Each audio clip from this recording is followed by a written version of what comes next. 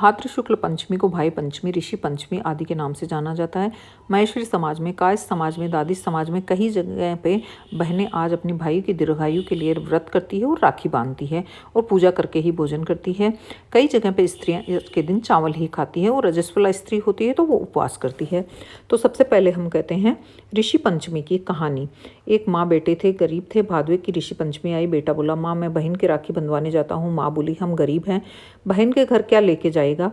बेटा बोला, लकड़ी बेचने से जो भी पैसा आएगा लेकर जाऊंगा, और रवाना हो गया। बहन के यहाँ पहुंचा। उस समय बहन सूत काट रही थी। बहन को बोला कि बहन उठी नहीं, सूत का तार बार बार में टूट रहा था तो वो उसे जोड़ने में व्यस्त हो गई। भाई ने सोचा अमीर बहन है, मेरे लिए कोई प्रेम नहीं है। वो वापस जाने लगा। इतने में बहन का तार जुड़ गया तो बहन दौड़कर भाई के पास आई। बोली, भैया मैं तुम्हारे इंतजार कर रही थी, सूत बार बार टूट रहा था इसलिए नहीं उठी थी।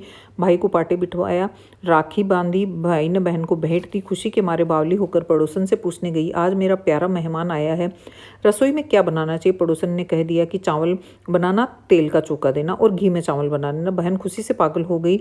जैसा कहा वैसा ही का 2 घंटे बीते। नए चावल मतलब बन रहे हैं, नए चोखा सूख रहा है। तो उसने पड़ोसन से जाके पूछा कि ये क्या हो रहा है। तो पड़ोसन ने कहा, मैंने तो मजाक किया था, पानी में ही चौंका दे और पानी में ही चावल बना। पानी में ही चौंका दिया और पानी में ही चावल बनाया। सब भोजन तैयार हुए, सबने भेज करके भोजन खाया।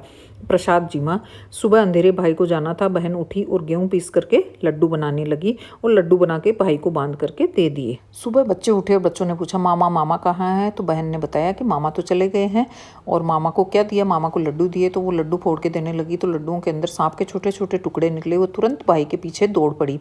बहुत दूर पर भाई मिला तो आवाज़ दी। भाई सोचने लगा कि इसके घर में कुछ नहीं लाया, फिर भी मेरे पीछे क्यों आई है। बहन के पास आते ही भाई ने पूछा, मैं तेरे घर से कुछ नहीं लाया, फिर भी तू भागती भागती क्यों आई है। बहन बोली, मैं तेरी जान बचाने आई हूँ और जो लड्डू तुझे दिए उसमें सांप पिस गया है, इसलिए मैं तुझे कहने आई हूँ। भाई बोला, बहन मैं एक पेड़ पर पोटली टांग कर नीचे आराम कर रहा था, कोई चोर उसे मेरे लड्डू ले गए।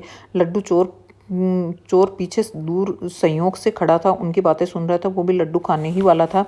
बहन की बात सुन करके वो रुक गया और आकर बोला, तुमने हमारी जान बचाई है, आज से तुम हमारी धर्म की बहन हो। और वहीं पर खड्डा करके उन लड्डुओं को दबा दिया गया। बहन भाई को लेकर के वापस घर आई और तीसरे दिन भाई को सीख देकर भेज लिया।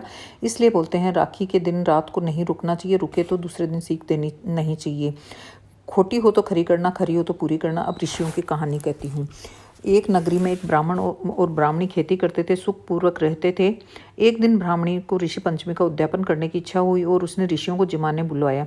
संयोग वह रसोई बनाने से पहले ही वह रजस्वला हो गई। उसने किसी को बताया नहीं और 7 बार स्नान करके चावल, नमकीन और मीठे चावलों की रसोई बना ली।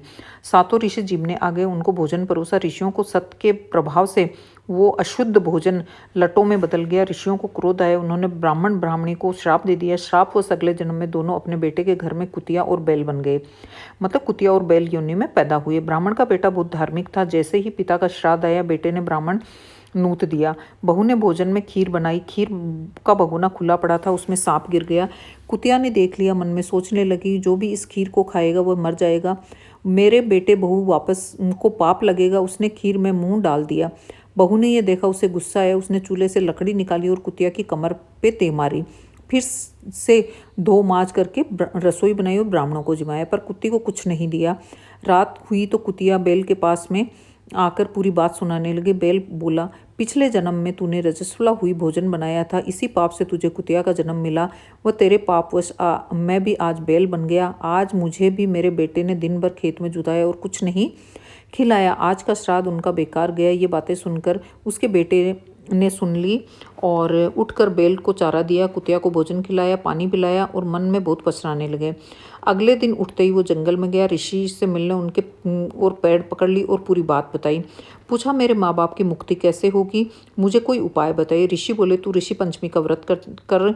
बेटे ने पूछा कि इसकी विधि क्या है। ऋषि बोले, भादवे में चांदनी पखवाड़े में ऋषि पंचमी को व्रत करके सप्त ऋषियों को पूजा करना चाहिए, कहानी करना चाहिए, माँ बाप को उसका पुण्य देना चाहिए। 7 वर्ष पूरे हुए, बेटे बहू ने ये व्रत किया, माँ बाप को इसका पुण्य मिला।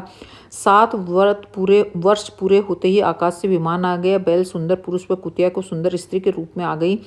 दोनों ने विमान में बैठकर स्वर्ग को गए। हे ऋषि भगवान, जैसे ब्राह्मणी के दोष दूर किए वैसे सबके करना, और जैसे उनको मोक्ष दिया वैसे सबको देना। बोलिए ऋषि भगवान की जय। इस तरह से हम उसके बाद में कहेंगे गणेश जी की कहानी। और विनायक जी के 5 नाम लेंगे। विनायक जी, विनायक जी, विनायक जी, विनायक जी, विनायक जी के 5 नाम ले, सदा ही कार्य सिद्ध होए।